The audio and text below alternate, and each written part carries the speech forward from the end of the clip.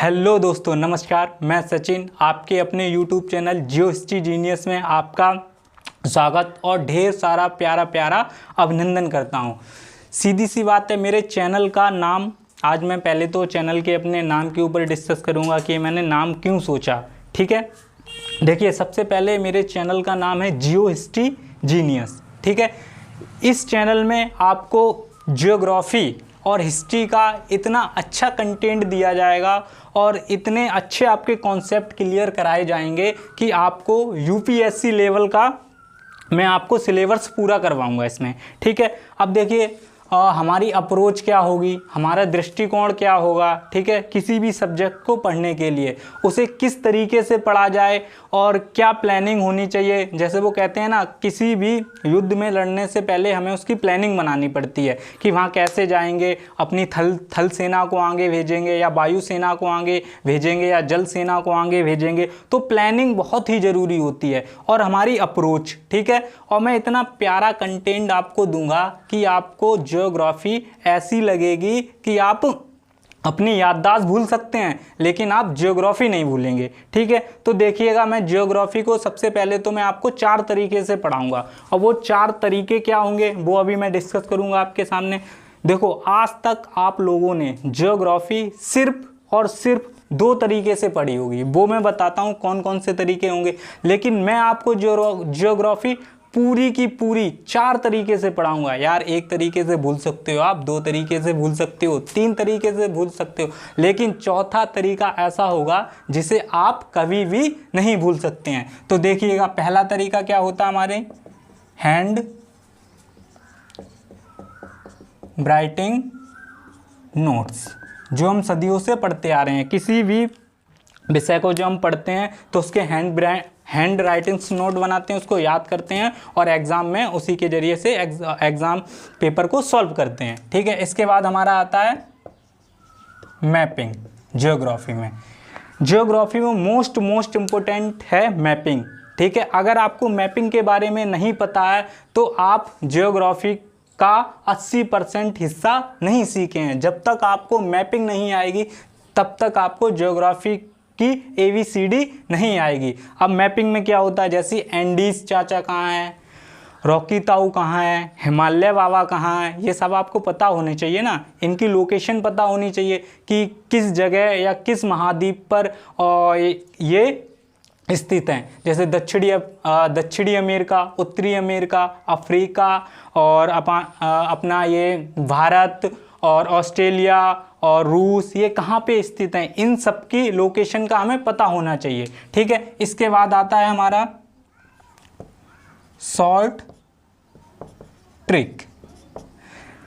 ठीक है, आप कहोगे भैया यूपीएससी में तो शॉर्ट ट्रिक नहीं होता है। हाँ, वास्तव में भी यूपीएससी लेवल का अगर आप तैयारी करते हो तो वहाँ पे शॉर्ट ट्रिक काम बिल्कुल ही नहीं करेगा। आपका कंसेप्ट क्लियर होना चाहिए। किसी भी टॉपिक को लेके यूपीएससी में जब तक आपका कंसेप्ट क्लियर नहीं है, जब तक आप जियोग्राफी का एक भी क्वेश्चन सॉल्व नहीं कर सकते। अब ये शॉर्ट ट्रिक्स मैंने क्यों डाला है यहाँ पे, शॉर्ट ट्रिक इसलिए डाला है मैंने यहाँ पे क्योंकि कुछ ऐसे टॉपिक आएंगे जो बहुत ही कॉम्प्लिकेटिव होंगे। ठीक है, जिन्हें बिना रटे हमारा काम ही नहीं चलेगा।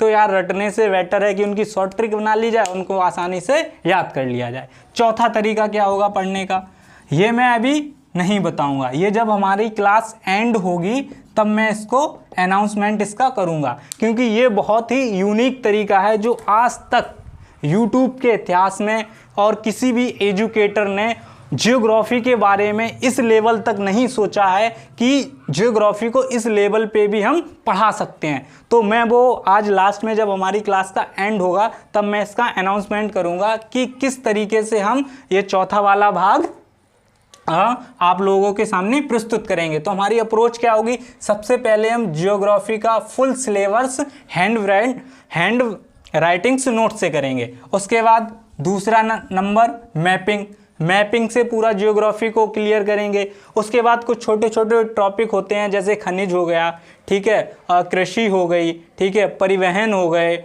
उद्योग हो गए, मेला हो गए, बहुत सारी ऐसे चीज़ें होती हैं जिन्हें शॉर्ट ट्रिक के द्वारा से हम याद करेंगे। ठीक है, ये तीसरा नंबर हो गया। चौथा नंबर और है, जो मैंने भी अनाउंसमेंट जिसका नहीं किया है वो मैं लास्ट में करूँगा। बहुत ही अच्छा तरीका होगा। अगर ये आप क्लास नहीं भी लेते हैं और चौथी वाली क्लास आप ले लेते हैं तो मैं ये 100% कह रहा हूँ कि आपको हर चीज़ वो पता होगी जो ज्योग्राफी के अंडर आती है। ठीक है।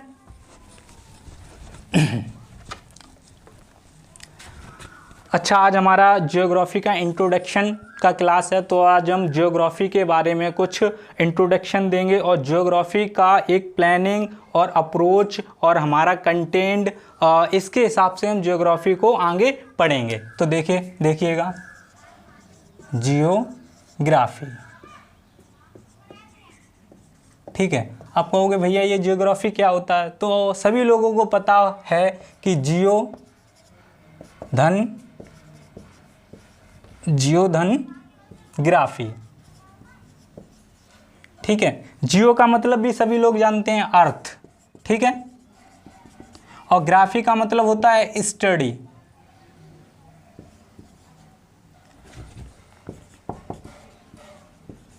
ठीक है।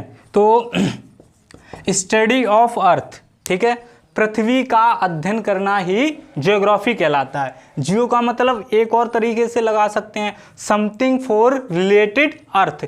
जो भी चीज़ें पृथ्वी से संबंधित होती हैं और जिनका भी अध्ययन हम करते हैं तो वो किसके अंडर आती हैं? ज्योग्राफी के अंडर आती हैं। तो ज्योग्राफी शब्द का मैंने आपको बता दिया कि कैसे क्या होता है। जियो का मतलब होता है अर्थ, ग्राफी का मतलब होता है स्टडी ऑफ ज्योग्राफी। पृथ्वी का अध्ययन करना ही हमारा ज्योग्राफी कहलाता है। ठीक है। अब आते हैं कुछ पॉइंट्स पे। ठीक है, कि जो ये जियोग्राफी शब्द है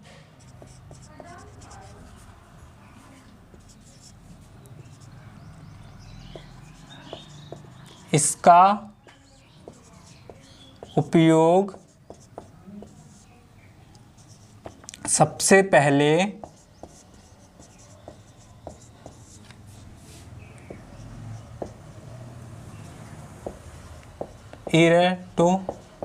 इरेटोस्थनीज ने अपनी पुस्तक जियोग्राफिया में किया था। एक पॉइंट ये हमारा क्लियर होता है, ये क्वेश्चन आया है एसएससी में आया है ये क्वेश्चन कि ज्योग्राफी शब्द है ये किसने दिया है, या ज्योग्राफी शब्द सबसे पहले किस पुस्तक में इसका वर्णन किया गया है। तो पुस्तक हमारी ज्योग्राफिया है, याद रखना इसको। ठीक है। इसके बाद आता है हमारा भारत में भूगोल शब्द का उपयोग सर्वप्रथम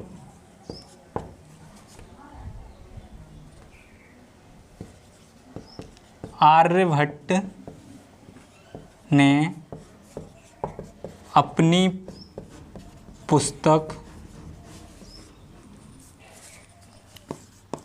सूर्य सिद्धांतिका में किया था। ठीक है। तो देखो, भारत में सबसे पहले भूगोल शब्द का प्रयोग किसने किया था? आर्यभट्ट ने। और किस पुस्तक में किया था? उस पुस्तक का नाम था सूर्य सिद्धांत का। सोलर सिस्टम के बेस के ऊपर ये पुस्तक है। काफ़ी एडवेंचर और काफ़ी अच्छी पुस्तक है, आप पढ़िएगा। इसमें पूरा ही गैलेक्सी के बारे में आपको डिफाइन कराया जाएगा कि कैसे तारामंडल होता है, कैसे गैलेक्सियाँ बनती हैं, कैसे सूर्य ग्रह, पुच्छल तारे, बहुत सारी चीज़ें हैं जिसके बारे में उन्होंने वर्णन किया है। अच्छा, एक चीज़ होता है क्रमबद्ध तरीका, कि जो ज्योग्राफी है वो उसका क्रमबद्ध तरीके से अध्ययन किसने किया था। अब यहाँ पे एक शब्द आता है क्रमबद्ध। ये क्रमबद्ध तरीका क्या होता है? क्रमबद्ध तरीके का मतलब ये थोड़ी ना है, अभी जैसे मैं ये डाला है कि ज्योग्राफी, तो मैं ऐसा थोड़ी ना करूँगा कि ज्योग्राफी आपको सीधा कहूँगा कि चलो डालो नदियाँ और पढ़ाना स्टार्ट कर दूँ। नहीं भाई, पहले तो मैं आपको ये बताऊँगा कि नदियों की उत्पत्ति कैसे हुई है, नदियाँ कहाँ से निकली हैं, इनका निर्माण कैसे हुआ है और ये किस दिशा में बहती हैं। नदियों से किसी भी महाद्वीप में अगर जितनी नदियां होती हैं तो उनसे क्या फ़ायदे होते हैं, क्या हानियां होती हैं, बहुत सारे पॉइंट हैं जो मैं डिस्कस करूंगा। अब ऐसे एक क्रमबद्ध तरीके की मैं बात कर रहा था तो ऐसे ही एक लॉजिक वाला पॉइंट आता है कि जो हिमालय बाबा हैं वो भारत में ही क्यों हैं। जरा सोचिएगा, अरे चाहते तो दक्षिण अफ्रीका में भी हो सकते थे, ठीक है, दक्षिणी अमेरिका में भी हो सकते थे, अफ्रीका में भी हो सकते थे, उत्तरी अमेरिका में भी हो सकते थे, अपने भारत में ही क्यों है। तो इसका भी एक लॉजिक है ना, प्लेट टेक्टोनिक थ्योरी, ठीक है, या बहिर्जात बल, ठीक है, जिसमें यूरेशियन प्लेट और जब इंडोनेशिया प्लेट आपस में टकराती है तो उसी से क्या हुआ है, हिमालय का निर्माण हुआ। तो ये कंसेप्ट होते हैं हमारे क्रमबद्ध तरीके से। जैसे मान के चलो, जब मैं इंडियन ज्योग्राफी आपको पढ़ाऊंगा तो सबसे पहले उसमें क्या पढ़ाऊंगा, आपको हिमालय पढ़ाऊंगा, ठीक है। हिमालय के बाद हिमालय से क्या निकलती हैं, नदियाँ, उसके बाद नदियाँ पढ़ाऊंगा, नदियों से क्या बनते हैं हमारे मैदान, और मैदान में क्या बनते हैं, पठार। तो ये क्रमबद्ध तरीका होता है। अगर मान के चलो मैं इंडियन ज्योग्राफी डलवाता हूँ, ठीक है, और उसमें डायरेक्ट मैं आपको पठार स्टार्ट करवा देता हूँ तो आपको ये पता ही नहीं चलेगा कि पठार का निर्माण कहाँ से हुआ, पठार कैसे बने, क्यों बने, किस कारण से बने। तो यही क्रमबद्ध तरीका होता है, ठीक है। तो ज्योग्राफी में ज्योग्राफी का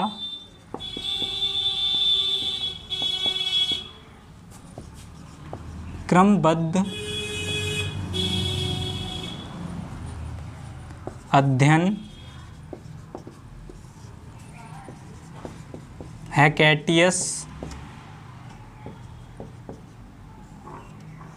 ने किया था। इनको फादर ऑफ ज्योग्राफी भी कहा जाता है। तो ये हमारे 3 पॉइंट होते हैं जिनको याद रखना है आपको। ये तो एसएससी में पूछा भी गया है आपसे कि ये जो जियोग्राफी शब्द है ये किसने दिया है और कौन सी पुस्तक में इसका वर्णन किया है। तो ये मैंने ये आए हुए पॉइंट हैं एग्जामिनेशन में, तो इसलिए मैंने इन पॉइंटों पे डिस्कस किया है, ठीक है। अब मैं 2 चीज़ों की बात करूँगा, एक अप्रोच और एक कंटेंट, ठीक है। देखो, अप्रोच पे तो मैं बहुत ही फोकस करूँगा क्योंकि जैसी आपकी अप्रोच होगी किसी भी सब्जेक्ट को लेके, वो सब्जेक्ट आपको उतना ही सरल लगेगा, सीधा सा फंडा है, ठीक है। तो किसी भी सब्जेक्ट को पढ़ने से पहले, ठीक है, उसका तरीका पता होना चाहिए कि कैसे पढ़ें हम उसको। जैसे मान के चलिएगा, अगर हम हिंदी पढ़ते हैं तो हिंदी में अगर हम वर्णमाला, वर्ण विक्षेपण नहीं जानते हैं तो हम क्या संधि कर लेंगे, नहीं कर लेंगे। स्वर व्यंजन नहीं जानते हैं तो क्या हम संधि कर लेंगे, नहीं कर लेंगे। ऐसे ही अगर हम ABCD का हमें ज्ञान नहीं है तो क्या हम इंग्लिश को पढ़ लेंगे, नहीं पढ़ लेंगे। तो ऐसे ही ज्योग्राफी भी एक ऐसा सब्जेक्ट है जिसमें कुछ चीज़ों का हमें पता होना बहुत ही आवश्यक है और वो पता ही होनी चाहिए हमको, तभी हमें ज्योग्राफी सरल तरीके से समझने में हमें आसानी होगी। तो आइए देखो, ज्योग्राफी को कुछ हम पार्ट्स में डिवाइड करेंगे। वो कहते हैं ना, किसी को अगर पार्ट्स में किसी भी विषय वस्तु है इसको पार्ट्स में हम डिवाइड कर दें तो वो विषय वस्तु बहुत ही आसान और बहुत ही सरल हो जाती है, ठीक है। तो देखिएगा, जियोग्राफी, ठीक है, इसको सबसे पहले हम 5 पार्ट्स में डिवाइड करते हैं, ठीक है। वो 5 पार्ट्स कौन कौन से हैं वो देखिएगा। बहुत ही आसान तरीके से समझाऊंगा, बिल्कुल ही लोड नहीं लेने का कि अरे ये तो इतना बड़ा सब्जेक्ट है कैसे कंप्लीट करेंगे, क्या होगा भैया, बिल्कुल ही आसान तरीके से। हाँ, और एक और बात कह रहा हूँ मैं, 3 पेन्ने हथियार दूंगा मैं आपको इस सब्जेक्ट में। उन 3 पेन्ने हथियारों से पूरा जियोग्राफी का खेल ख़त्म हो जाएगा। चलो बांटते हैं हम जियोग्राफी को कि कितने भागों में इसको बांटा गया है। पहला आता है हमारा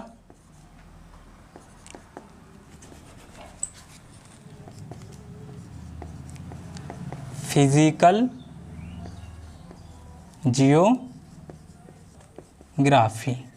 ठीक है। इसके बाद आता है हमारा इंडियन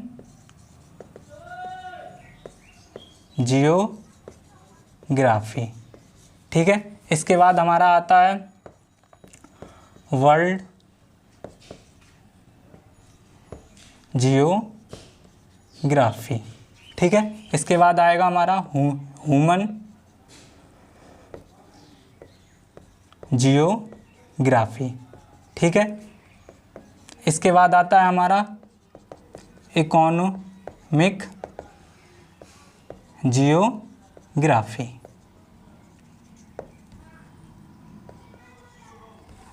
ठीक है, अब देखिएगा जो जियोग्राफी है उसको 5 पार्ट्स में हमने डिवाइड कर लिया। अब इसकी और जो हमारी अप्रोच होगी कि इस 5 पार्ट्स को हम किस नज़रिए से पढ़ें कि हमें ये क्रमबद्ध तरीके से समझ में आ जाए। पहला होता है हमारा फिजिकल जियोग्राफी, दूसरा होगा इंडियन जियोग्राफी, तीसरा होता है वर्ल्ड जियोग्राफी, चौथा होता है ह्यूमन जियोग्राफी और पांचवा होता है इकोनॉमिक जियोग्राफी। अब हिंदी मीडियम वाले कहेंगे भैया हिंदी मीडियम में, तो हिंदी मीडियम भी आपके लिए अवेलेबल है।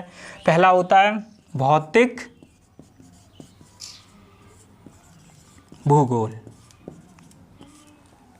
इंडियन ज्योग्राफी, भारतीय भूगोल। ठीक है, तीसरा होता है विश्व भूगोल। ठीक है, चौथा होगा हमारा मानव भूगोल, पांचवा होगा हमारा आर्थिक भूगोल। ठीक है, अब देखिएगा हम इन पार्ट्सों को कहाँ से स्टार्ट करेंगे पढ़ाना? फिजिकल ज्योग्राफी से। कहते हैं कि ज्योग्राफी की अगर आपको फिजिकल ज्योग्राफी नहीं पता है तो आपको ज्योग्राफी का ABCD नहीं पता है। फिजिकल ज्योग्राफी को ज्योग्राफी का ABCD माना गया है। क्या माना गया है? ABCD माना गया है। जब तक आप फिजिकल ज्योग्राफी में मास्टरी हासिल नहीं कर लेते हैं, जब तक आपको ना ही इंडियन ज्योग्राफी समझ में आएगी, ना ही आपको वर्ल्ड ज्योग्राफी समझ में आएगी, ना ही आपको ह्यूमन ज्योग्राफी समझ में आएगी, ना ही आपको इकोनॉमी ज्योग्राफी समझ में आएगी। ठीक है, तो पहले हम फिजिकल ज्योग्राफी पे मास्टरी हासिल करेंगे। ठीक है, तो हमारी अप्रोच क्या होगी? नंबर 1 हम फिजिकल ज्योग्राफी को पढ़ेंगे, नंबर 2 हम इंडियन ज्योग्राफी को पढ़ेंगे, नंबर 3 हम वर्ल्ड ज्योग्राफी को पढ़ेंगे, उसके बाद नंबर 4 ह्यूमन और नंबर 5 इकोनॉमी। ठीक है, अब इनके भी कुछ पार्ट्स होते हैं।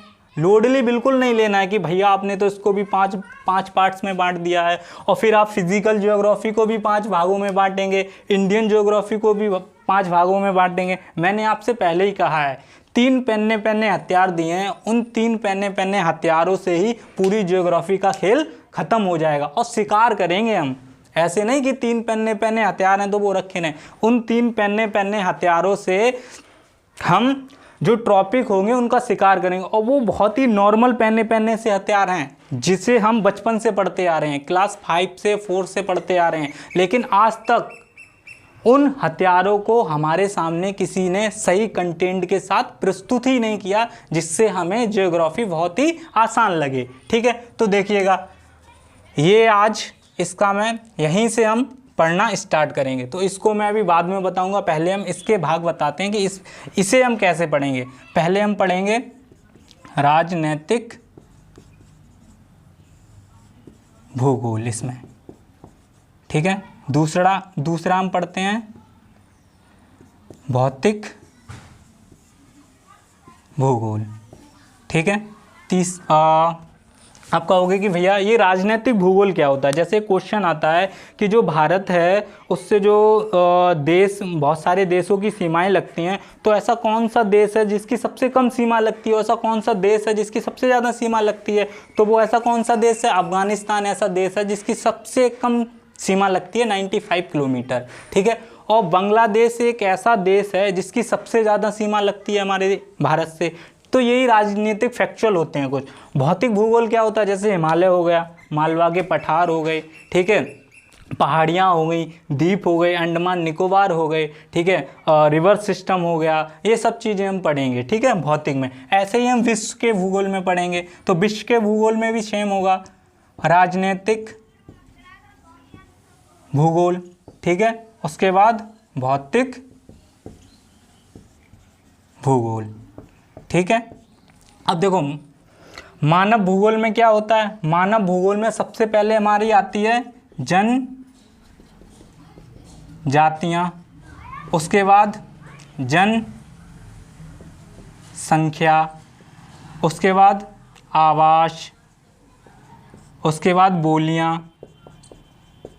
ठीक है, ये टॉपिक इसके अंतर्गत आएंगे। ये कुछ लाइटली टॉपिक हैं जो मैंने बता दिए हैं, और भी बहुत सारे आते हैं, लेकिन जब हम ह्यूमन ज्योग्राफी का स्टार्ट करेंगे तो हम एकदम एक्सट्रीमली तरीके से हम इसका वर्णन करेंगे। इसके बाद आता है हमारा आर्थिक भूगोल। आर्थिक भूगोल में क्या होता है।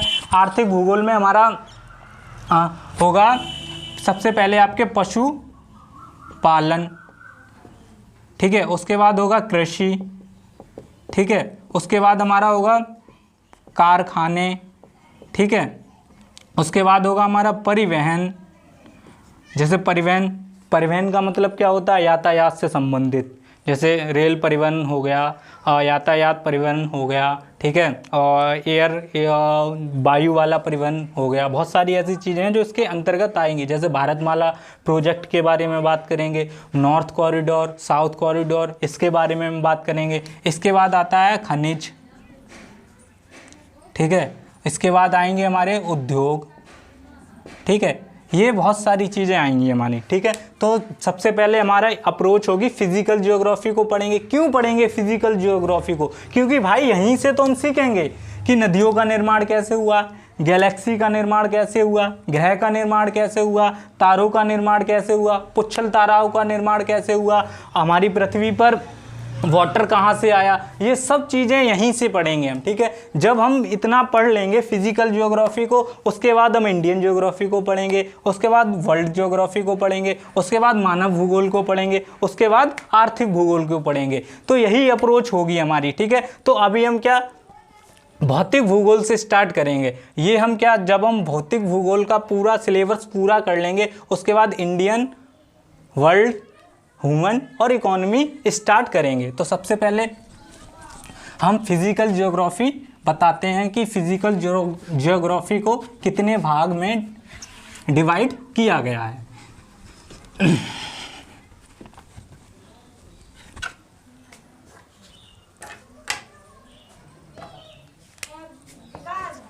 देखिए, फिजिकल जियोग्राफी। ठीक है, अब फिजिकल ज्योग्राफी को भी 5 भागों में बांटा गया है। देखिएगा,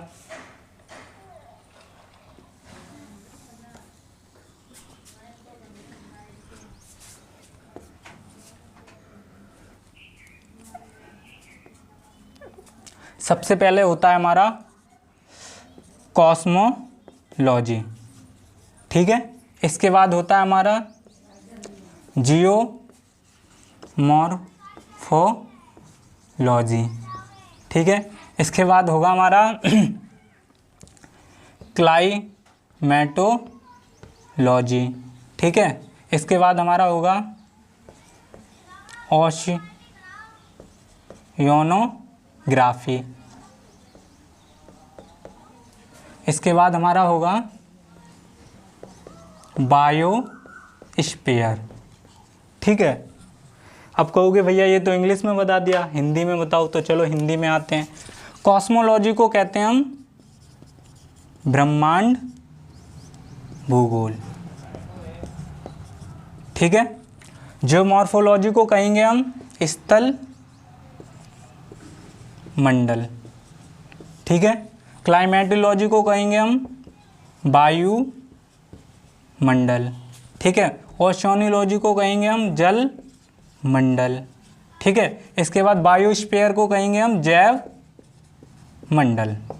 ठीक है, अब देखिएगा, सबसे पहले हमारी अप्रोच क्या होनी चाहिए, ब्रह्मांड। पृथ्वी की उत्पत्ति करेंगे तभी तो भाई स्थल का निर्माण होगा। जब स्थल का निर्माण होगा तभी तो वायुमंडल का निर्माण होगा। वायुमंडल होगा तभी जल होगा, जल होगा तभी जैव मंडल की स्थापना या जैव मंडल उत्पन्न होगा। ठीक है, अब देखते हैं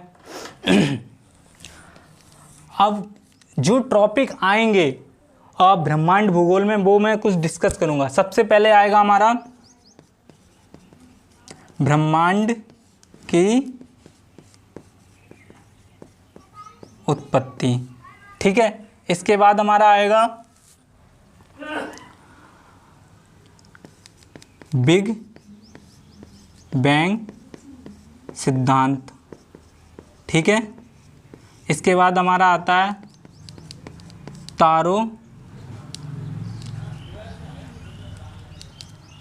तारों की उत्पत्ति या मृत्यु।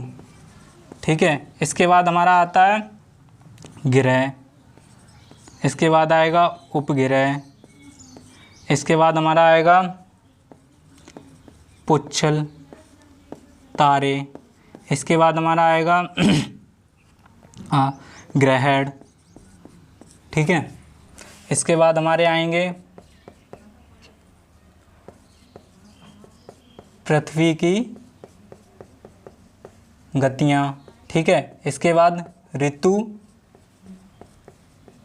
परिवर्तन। ठीक है, दिन व रात का होना। इसके बाद आएगा अक्षांश रेखाएं। उसके बाद आएगा देशांतर रेखाएं। ठीक है, उसके बाद आएगा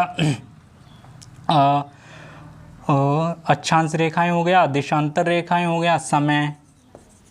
ठीक है, इतनी चीज़ें हमारी ब्रह्मांड भूगोल के अंतर्गत आएंगी। अब स्थल मंडल के अंतर्गत क्या आएगा देखिएगा।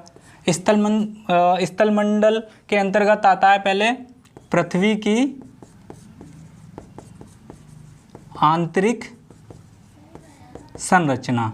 ठीक है, इसके बाद आता है जब पृथ्वी की आंतरिक संरचना हो जाएगी तो उसके बाद हम किसको पढ़ेंगे, चट्टानों को। जैसे अपसादी चट्टानें, रूपांतरित चट्टानें, ये सब चट्टानें पढ़ेंगे। जब चट्टानों का निर्माण हो जाएगा तो एक बल लगता है, उसे कहते हैं बहिर्जात बल। ठीक है, जब बहिर्जात बल पढ़ लेंगे तो उसके बाद आएगा हमारा प्लेट विवर्तनीय का सिद्धांत। ठीक है, इसके बाद हम पढ़ेंगे जब प्लेट विवर्तनीय का सिद्धांत हो जाएगा, आपस में प्लेटें टकराएंगी तो उससे क्या होगा, भूकंप आएगा। भूकंप आएगा तो क्या होगा, ज्वालामुखी आएंगे। ज्वालामुखी पढ़ने के बाद क्या होगा, ज्वार भाटा आएगा।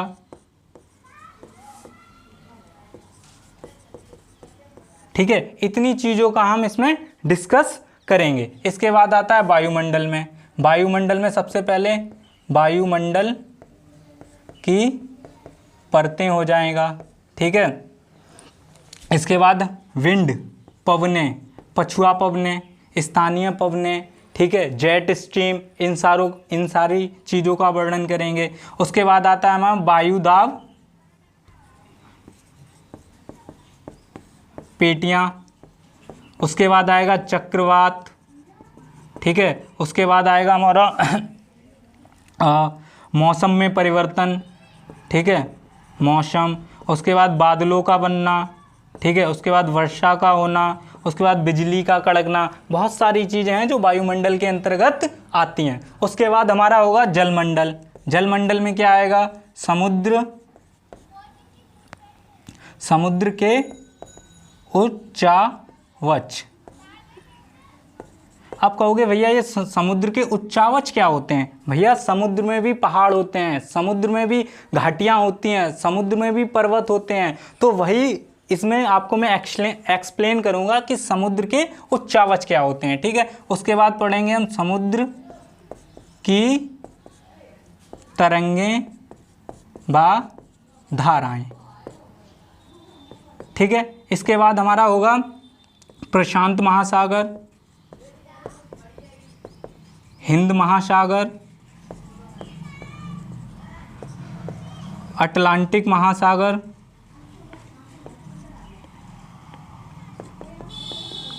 उसके बाद आर्कटिक महासागर, उसके बाद आएगा अंटार्कटिक महासागर।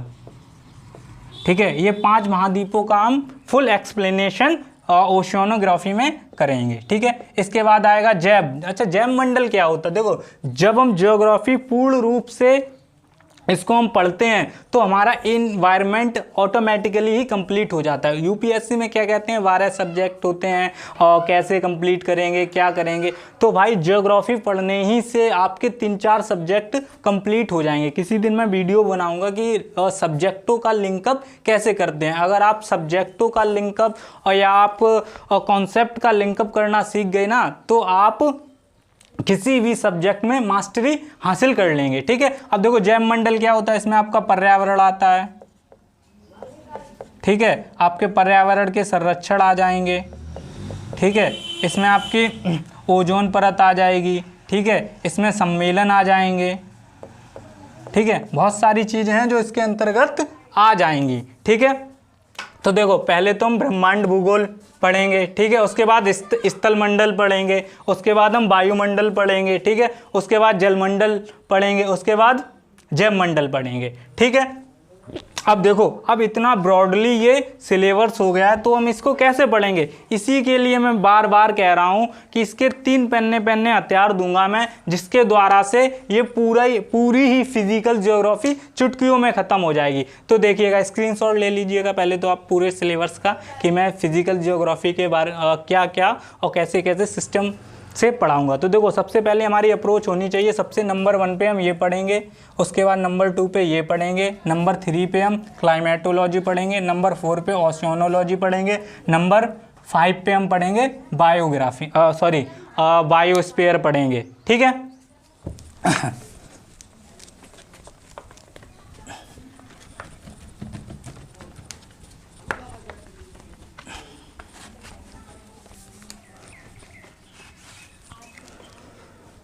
अब देखो अब मैं वो डिस्कस करने वाला हूँ 3 पन्ने हथियारों का। ठीक है, कि जो 3 हमारे ब्रह्मास्त्र हैं उनका प्रयोग हम ज्योग्राफी के अंदर, फिजिकल ज्योग्राफी के अंदर कैसे करेंगे। ठीक है, तो लैटिट्यूड, ठीक है, अक्षांश रेखाएं, ठीक है, अक्षांश रेखा। ठीक है, अक्षांश रेखा के बारे में आप सभी लोगों ने पढ़ा होगा। ठीक है, कि अक्षांश रेखाएं क्या होती हैं। ठीक है, उसके बाद हम देशांतर रेखा के बारे में भी पता होगा आपको। ठीक है, कि देशांतर रेखाएं क्या होती हैं। उसके बाद इंटरनल स्ट्रक्चर ऑफ अर्थ। ठीक है, पृथ्वी की आंतरिक संरचना। ठीक है, ये तीनों टॉपिक आपको बचपन से पढ़ाए जा रहे होंगे। ठीक है, लेकिन अभी तक किसी ने ये डिस्कस या किसी ने नहीं बताया होगा कि इन्हीं 3 टॉपिकों से या इन्हीं तीन टॉपिकों के जरिए से हम फिजिकल ज्योग्राफी पूरी खत्म कर देंगे। कैसे कर देंगे देखिएगा, अक्षांश रेखा से हम 2 जंतुओं का शिकार करेंगे। 2 जंतु कौन से होंगे, पहले तो हमारी डिस्टेंस, दूरी का खेल होगा। दूरी का खेल मैं चुटकियों में आपको अक्षांश रेखाओं के जरिए से समझा दूंगा। उसके बाद आएगा हमारा क्लाइमेटोलॉजी। ठीक है, जल, उसके बाद वायुमंडल। ठीक है, इसी के अक्षांश रेखाओं के जरिए से वायुमंडल आपको पूरा समझ में आ जाएगा। ठीक है, कैसे आ जाएगा, जैसे कहाँ कहाँ पे कौन कौन सी विंड चलती हैं, वायुदाब पेटियाँ जब पढ़वाऊँगा, एंटी क्लॉकवाइज चक्रवात, ये सब मैं पढ़ाऊंगा आपको। मौसम में परिवर्तन कैसे होता है, ऋतुओं में परिवर्तन कैसे होता है, जून या अगस्त में ही भाई भारत में बारिश क्यों होती है और कभी पूरे वर्ष भर क्यों नहीं बारिश होती है, तो वो पूरा इसके अंतर्गत मैं अक्षांश रेखाओं के जरिए से मैं पढ़ाऊंगा। इसके बाद आएगा हमारा देशांतर रेखा।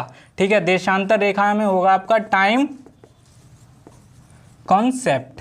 ठीक है, इसमें आपके टाइम के बारे में बताऊंगा कि भारत का टाइम क्या है, ऑस्ट्रेलिया का टाइम क्या है।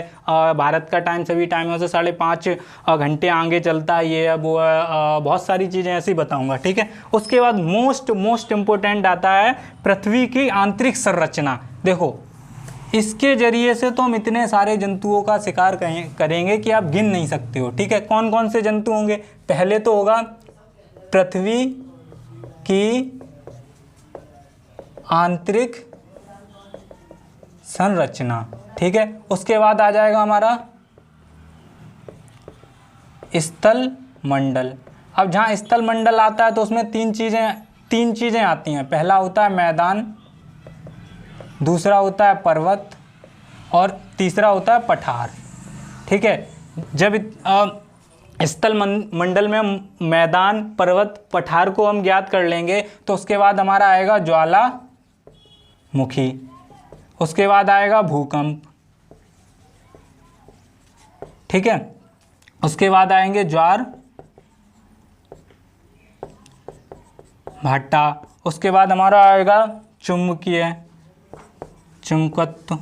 ठीक है, इन सारे सिलेबस या इन सारी चीज़ों को हम इन 3 चीज़ों के जरिए से पढ़ेंगे। देखो, अक्षांश रेखा, देशांतर रेखा में आपको ऐसे याद करवा दूंगा कि आप कभी भूल नहीं सकते हैं, और उनका प्रयोग भी बताऊंगा कि इनका प्रयोग दूरी में किया जाता है, क्लाइमेटोलॉजी में किया जाता है, देशांतर रेखा का प्रयोग टाइम कॉन्सेप्ट में किया जाता है, इंटरनल स्ट्रक्चर ऑफ अर्थ, पृथ्वी की आंतरिक संरचना का प्रयोग पृथ्वी के स्थल मंडल को ज्ञात करने में किया जाता है, ज्वालामुखी कैसे बने, क्या बने, वो सब इसी के जरिए से हम ज्ञात कर लेंगे। भूकंप क्यों आता है, ज्वार भाटा क्यों आता है, चुंबकत्व क्यों आता है, तो ये हमारी अप्रोच होगी। ठीक है, इन 3 चीज़ों पे तो हम बहुत ही फोकस करेंगे। बचपन से हम क्या, देखो, अक्षांश रेखा बचपन से हम पढ़ते आ रहे हैं। ठीक है, देशांतर रेखा भी हम बचपन से पढ़ते आ रहे हैं, पृथ्वी की आंतरिक संरचना, सीमा, नीफे, स्याल, ये भी हम बचपन से पढ़ते आ रहे हैं। लेकिन कभी भी हमें किसी ने ये कंसेप्ट समझाया कि अक्षांश रेखाओं से हम डिस्टेंस, दूरी का खेल निकाल सकते हैं,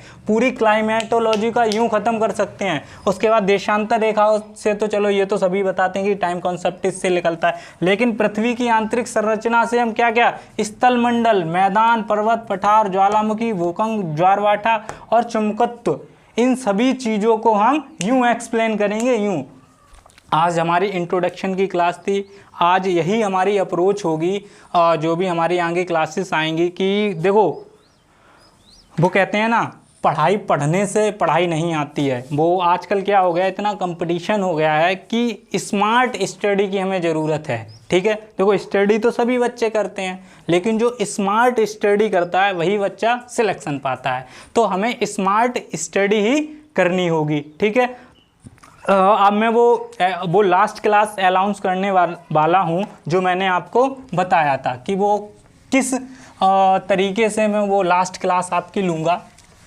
वो देखिएगा कि वो तरीके बताए थे मैंने ज्योग्राफी के कि कौन कौन से तरीके से मैं आपको पढ़ाऊँगा। तो पहले तरीका बताया था मैंने आपको हैंड रिटन नोट्स वाला। ठीक है, दूसरा बताया था मैंने मैपिंग वाला। ठीक है, तीसरा बताया था मैंने शॉर्ट ट्रिक वाला। ठीक है, चौथा मैंने कहा था कि मैं लास्ट में अनाउंस करूंगा। ठीक है, तो ये चौथा वाला होगा हमारा लाइव